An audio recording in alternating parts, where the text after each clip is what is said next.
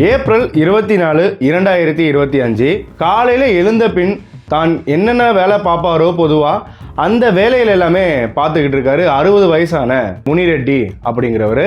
அவரோட முகத்தில் மிகுந்த வருத்தங்கள் அதிகமாக இருக்கு. அதற்கான காரணம் தன்னோட மகளுக்கு உடல்நிலை சரியில்லை. அதுதான் இப்படியாக இவர் தன்னோட மகள் அறைக்கிட்ட போகும்போது கதவு திறந்திருந்திருக்கு. ஸோ இவர் அந்த ரூமை கிராஸ் பண்ணி போறப்ப சைடில் அங்கே ஏதோ அப்நார்மலாக இருக்கிறத அவர் உணர்றாரு. தன்னோட மகள் எழுந்துட்டாங்களா அப்படிங்கிறத கிராஸ் பண்ணி போனவர் திருப்பியும் ரிட்டர்ன் வந்து பார்க்குறாரு. ஆனால் அவரோட மகள் கிருத்திகா ரெட்டி அவங்க நார்மலாக தூங்கிட்டு இருக்க மாதிரியே சுத்தமாக தெரியலை. ஸோ இந்த ரீசனால டவுட் பட்டு இவரோட மகள் கிட்ட போய் அவங்கள எழுப்ப ட்ரை பண்ணுறாரு. ஆனால் அவங்க எழுந்துக்கவே இல்லை. தன்னோட மகளுக்கு பக்கத்தில் தூங்கிட்டு இருந்த தன்னோட மருமகனை எழுப்புறாரு. இந்த மாதிரி என்னோட மகள் எழுந்துக்கவே இல்லை, கொஞ்சம் என்னன்னு பாருங்க அப்படின்னு எழுப்பியிருக்காரு. பின் அவருமே பதறி அடித்து எழுந்து என்ன ஏதுன்னு பார்த்துட்டு பின் ஹாஸ்பிட்டலுக்கு உடனே கூட்டிகிட்டு போகிறாங்க. ஆனால் ஹாஸ்பிட்டலில் பிராட் டெட் அப்படின்னு சொல்லிட்டாங்க. இந்த விஷயத்தை கேட்ட எல்லோருக்குமே பெரிய அதிர்ச்சி ஆயிடுச்சு. ஏன்னா இந்த கிருத்திகாக்கு இறக்குற அளவுக்கான எந்தவித பெரிய நோயும் இல்லை. உடல்நிலை குறைபாடு இருந்தாலும் அது இறக்கக்கூடிய அளவிற்கான ஒரு பெரிய நோய் அப்படின்றது கிடையாது. ஸோ அதனாலேயே அங்க இருக்கிற எல்லாருக்குமே இது பெரிய ஷாக் அப்படின்னு தான் சொல்லணும். அப்படி இந்த கிருத்திகா ரெட்டிக்கு என்ன நோய் இருந்தது, அவங்க ஏன் இப்போ இறந்துட்டாங்க, அதற்கான காரணம் என்ன, இந்த கிருத்திகா ரெட்டி யாரு, இவங்களோட மரணம் நேச்சுரல் டெத்தா இல்லனா அன்நேச்சுரல் டெத்தா, யாரும் கொலை செய்திருக்க வாய்ப்பு இருக்கா அப்படிங்கிற எல்லா டீடைல்ஸுமே இந்த வீடியோல நாம கிளியர் கட்டா பார்க்க போறோம். இந்த சம்பவம் நடந்த 6 மாதத்திற்கு பின் தற்போதுதான் இதற்கான விடையே தெரிஞ்சிருக்கு. ஸோ இந்த வழக்கை பற்றின கம்ப்ளீட் டீடைல்ஸ் என்னன்றதை பார்த்துடலாம். நம்ம சேனல் என்ன சப்ஸ்கிரைப் பண்ணாமல் பார்க்குறவங்க சப்ஸ்கிரைப் பண்ணிட்டு பாருங்க. மேலும் அந்த பெல் ஐக்கானையுமே கிளிக் பண்ணிக்கோங்க. அப்போ தான் நான் போடுற வீடியோ உங்களுக்கு நோட்டிஃபிகேஷன்ஸாக வரும். டிகோட் நேயர்களுக்கு எனது அன்பு வணக்கங்கள். நான் உங்கள் ஜோதி பாபு.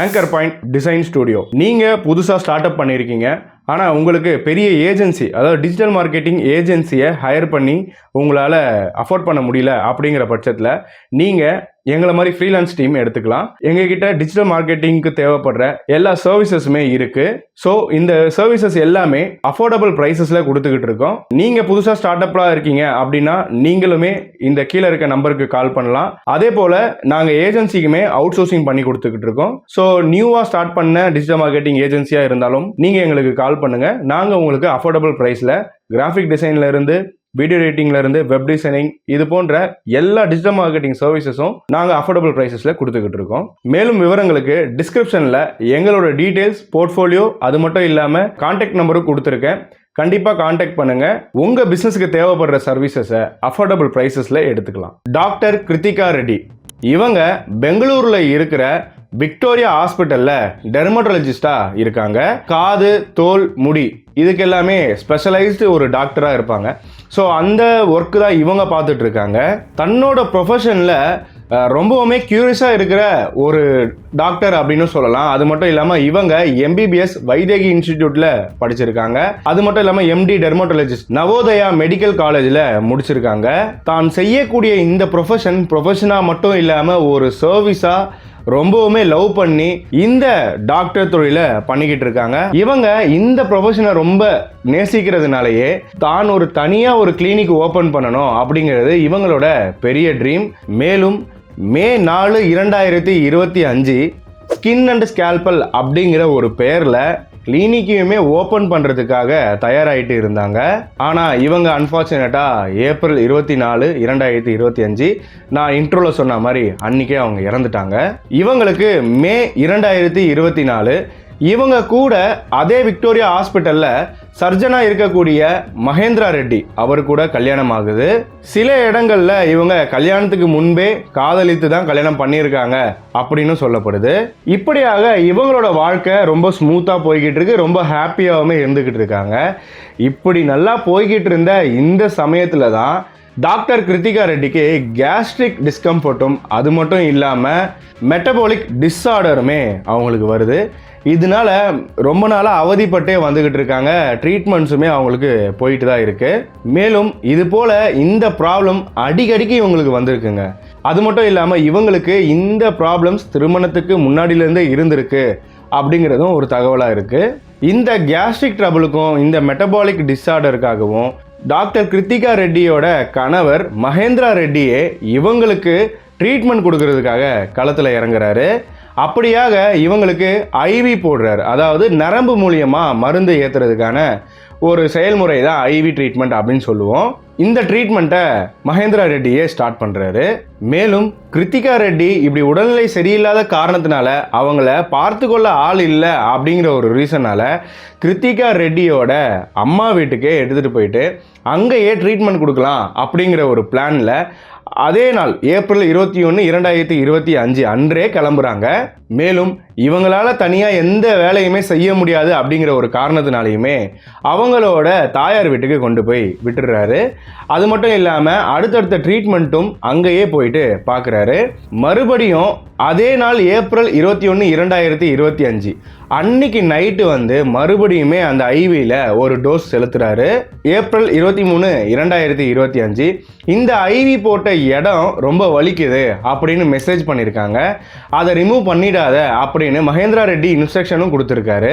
அதை கேட்டுட்டு இவங்களுமே அதை ரிமூவ் பண்ணாமல் இவங்களோட ட்ரீட்மெண்ட்டை கண்டினியூ பண்ணிட்டு இருக்காங்க. ஸோ இப்படியாக அன்னைக்கு ஏப்ரல் 23, 2025 அன்னைக்கே நைட்டு வந்திருக்காரு. ஸோ நைட்டு மறுபடியும் ஒரு டோஸ் போடுறாங்க. ஸோ இதை அடுத்து தான் ஏப்ரல் 24, 2025 நான் இன்ட்ரோவில் சொன்ன அந்த விஷயங்கள் நடக்குது. இந்த டாக்டர் கிருத்திகா ரெட்டியை காவேரி மருத்துவமனைக்கு கூட்டிகிட்டு போகிறாங்க. ஆனால் அங்கே பிராட் டெட்னு சொன்னாங்க அப்படிங்கிறத நான் சொல்லியிருந்தேன். இந்த மகேந்திரா ரெட்டி இந்த டெத்து ஒரு நேச்சுரல் டெத்து அப்படிங்கிறனால போஸ்ட்மார்ட்டம்லாம் பண்ண வேண்டாம், அட்டாப்சி பண்ண வேண்டாம் அப்படின்ற ஒரு விஷயத்த சொல்றாரு. அப்போ தன்னோட மகளை இழந்த பெரும் துயரத்துல இருந்த முனி ரெட்டி இதை அக்செப்ட் பண்றாரு. டாக்டர் கிருத்திகா ரெட்டியோட அக்கா நிகிதா ரெட்டி அவங்க ரேடியோலஜிஸ்டா இருக்காங்க. இந்த மரணத்துல எனக்கு சந்தேகம் இருக்கு, கண்டிப்பாக போஸ்ட்மார்ட்டம் ஆனது நடக்கணும், எஃப்எஸ்எல் ரிப்போர்ட்டுமே எங்களுக்கு வேணும் அப்படிங்கிற ஒரு விஷயத்தை எழுப்புறாங்க. இதை அடுத்து அதன் அடிப்படையில் போலீஸாரும் யூடிஆர் ஃபைல் பண்ணுறாங்க, அன்நேச்சுரல் டெத் ரிப்போர்ட் ஃபைல் பண்ணுறாங்க. ஸோ போஸ்ட்மார்ட்டம் ரிப்போர்ட்லேயுமே வெயிட்டிங் ஃபார் எஃப்எஸ்எல் ரிப்போர்ட் அப்படிங்கிற ஒரு ரிப்போர்ட்டோட எஃப்எஸ்எல் டீமுக்கு அனுப்புகிறாங்க.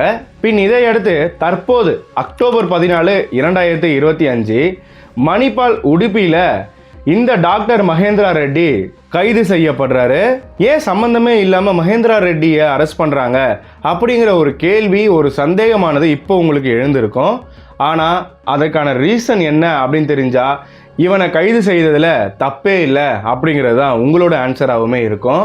ஆமாங்க, டாக்டர் கிருத்திகா ரெட்டி, அதாவது இந்த மகேந்திரா ரெட்டியோட மனைவி, அவங்கள கொலை செய்தது இந்த மகேந்திரா ரெட்டி தான். இது எப்படி கண்டுபிடிச்சாங்க அப்படின்னா கூட அவர் தன்னோட மனைவிக்கு ட்ரீட்மெண்ட் தானே கொடுத்தாரு, இதில் எப்படி அவர் கொலை செய்திருக்க முடியும், இது எப்படி கொலையாகும் அப்படிங்கிற சந்தேகங்களும் உங்களுக்கு இருக்கும். நான் இப்போ இந்த எஃப்எஸ்எல் ரிப்போர்ட் என்னெல்லாம் சொல்லியிருக்கு, எப்படி இந்த மகேந்திரா ரெட்டி தன்னோட மனைவி கிருத்திகா ரெட்டியோட மரணத்திற்கு காரணமாக இருக்கான் அப்படிங்கிறத நான் முழுசாக சொல்கிறேன். கிருத்திகா ரெட்டியோட உடல் எஃப்எஸ்எல் டீமுக்கு அனுப்பப்பட்டிருக்கு அப்படின்னு ஆல்ரெடி சொல்லியிருந்தேன். அந்த ரிப்போர்ட் ஆனது இப்போ ரீசெண்டாக ரிலீஸ் ஆகிருந்துச்சு. ஸோ இதை அடுத்து கிருத்திகா ரெட்டியோட அப்பா முனி ரெட்டி இந்த மகேந்திரா ரெட்டி மேலே கம்ப்ளைண்ட் கொடுக்குறாரு. என்ன கம்ப்ளைண்ட் அப்படின்னு பார்க்கும்போது மர்டர் கம்ப்ளைண்ட் தான் கொடுக்குறாரு. மேலும் இதன் அடிப்படையில் தான் மகேந்திரா ரெட்டி கைது செய்யப்படுறான். இந்த எஃப்எஸ்எல் ரிப்போர்ட்ல என்ன இருந்துச்சு அப்படின்னு பார்த்தோம்னா, அதிகப்படியான அனஸ்தெட்டிக் காம்பவுண்ட், அதாவது மல்டிபிள் ஆர்கன்ஸ்ல ப்ரொபோஃபோலோட பிரசன்ஸ் இருக்கு அப்படிங்கிறத சொல்லியிருக்காங்க. இந்த ப்ரொபோஃபோலோட பிரசன்ஸ் தான் இவங்களோட டெத்துக்கே காரணம் அப்படிங்கிற ஒரு ரிப்போர்ட் ஆனது வெளியாகுது. இப்போ சொல்லுங்க, இந்த டாக்டர் எப்படி கொலை செஞ்சிருக்கான்? அது மட்டும் இல்லாமல் அவனோட டாக்டர் மூளையை பயன்படுத்தி என்ன வேலை பார்த்துருக்கான் அப்படிங்கிறத பாருங்க. ஆரம்பத்தில் இது மாதிரி எனக்கு எதுவுமே தெரியாது, நான் எதுவுமே பண்ணலை அப்படின்னு தான் சொல்லிக்கிட்டு இருந்தான். பின் அவனே தான் செஞ்ச குற்றத்தை ஒத்துக்கிட்டான்.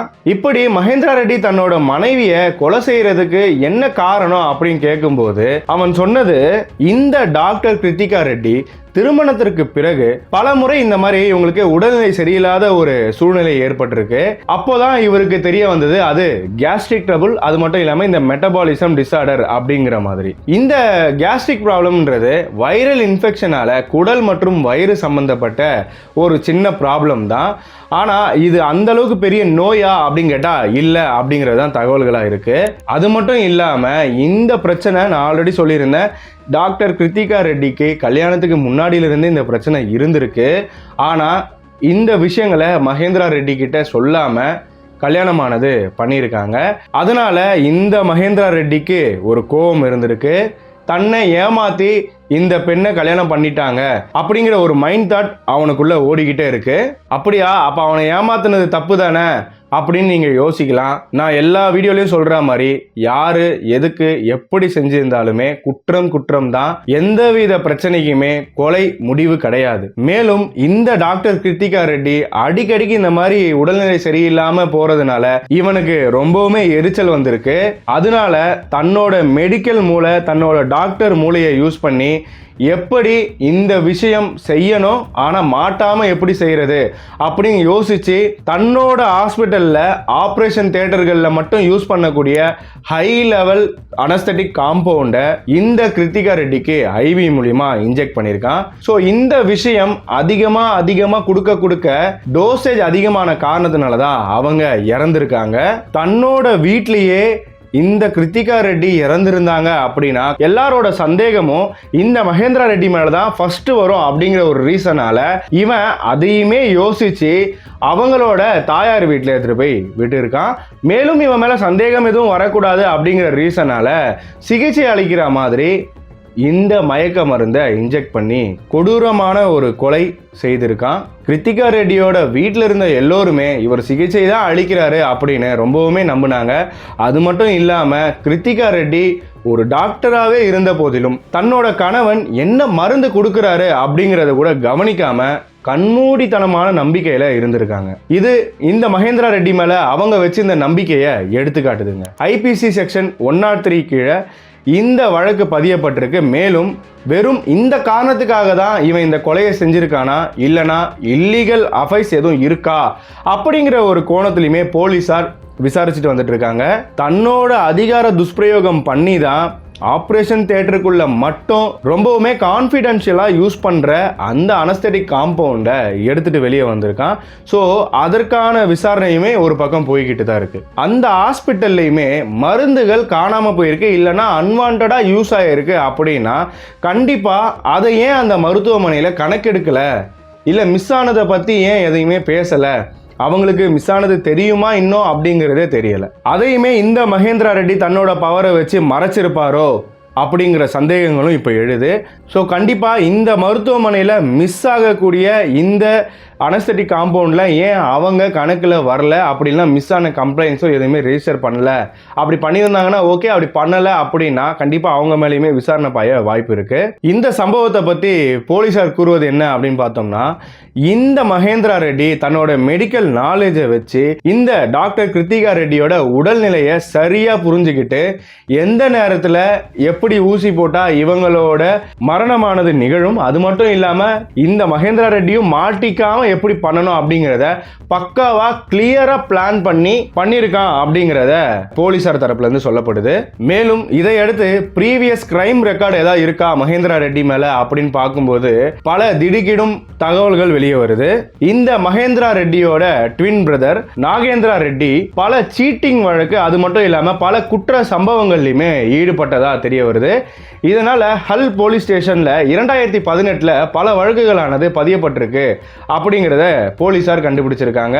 இந்த குற்ற சம்பவங்கள்ல கம்ப்ளைண்ட் செய்த குடும்பத்தை இந்த மகேந்திரா ரெட்டியும் அவனோட இன்னொரு பிரதரான ராகவா ரெட்டியும் மிரட்டி இருக்காங்க. மேலும் 2023ல இவங்களை கோ அக்யூஸ்டா சேர்க்கப்பட்டிருக்காங்க. அப்படியாக ஒரு கிரிமினல் பேக்ரவுண்டுமே இந்த மகேந்திரா ரெட்டிக்கு இருக்கு அப்படிங்கிறது போலீசார் கண்டறிஞ்சிருக்காங்க. மேலும் மகேந்திரா ரெட்டிக்கு இப்படியாக ஒரு கிரைம் பேக்ரவுண்ட் இருக்கு அப்படிங்கிறத மறைச்சு தான் அவங்களுமே திருமணம் செய்து வச்சிருக்காங்க அப்படிங்கிறத கிருத்திகா ரெட்டியோட ஃபேமிலியிலேருந்து குற்றச்சாட்டாக வைக்கிறாங்க. ஒருவேளை இந்த ரீசன் இந்த குடும்பத்தாருக்கு தெரிஞ்சதுனால தான் டாக்டர் நிகிதா ரெட்டி, அதாவது கிருத்திகா ரெட்டியோட அக்கா, சந்தேகத்தை எழுப்பியிருக்காங்க அப்படிங்கிறது நான் நினைக்கிறேன். கொஞ்சம் யோசிச்சு பாருங்க, டாக்டர் நிகிதா ரெட்டிக்கு மட்டும் இந்த சந்தேகமானது எழுப்பலை அப்படின்னா கண்டிப்பா இவ்வளோ பெரிய ஒரு குற்றமே மறைஞ்சு போயிருக்கும். இந்த மகேந்திரா ரெட்டி ரொம்ப கிரிமினல் தனமா யோசிக்கிறேன் அப்படின்னு தன்னோட மனைவி வீட்டார் துயரத்துல இருக்கும்போது கரெக்டா போய் அவங்களுக்கு ஏத்த மாதிரி போஸ்ட்மார்ட்டத்தை வேண்டான்னு அவங்க வாயாலேயே சொல்ல வச்சு இதை அப்படியே மூடி மறைச்சிடலாம் அப்படின்னு நினைச்சிருந்தான். ஆனா குற்றம் செய்தவங்க எப்படி என்னதான் பிளான் பண்ணாலுமே கண்டிப்பா அவங்களுக்கு தண்டனை உண்டு. அவங்க அதுலேருந்து தப்பிக்க முடியாது அப்படிங்கிறத இந்த சம்பவமானது நிரூபிச்சிருக்கு. ஒரே ஒரு சந்தேகம் பெரிய சதி வேலைகளை வெளியே கொண்டு வந்திருக்கு அப்படின்னு தான் நம்ம சொல்லணும். நான் சொல்ல விரும்புறது இதில் என்ன அப்படின்னா, இவ்வாறு பிரச்சனைகள் இருக்கிறது சகஜம்தான். அப்படி பிரச்சனைகள் இருக்கு அப்படின்னா பிடிக்கல அப்படின்னு டைவர்ஸ் கண்டிப்பாக வாங்கலாம். யாருமே கொடுக்க மாட்டேன் அப்படின்னு சொல்ல போகிறதில்ல. அதற்காக ஒரு கொலை செய்கிறது தான் முடிவு அப்படின்னு எப்படி யோசிக்கிறாங்க அப்படிங்கிறது தெரியல.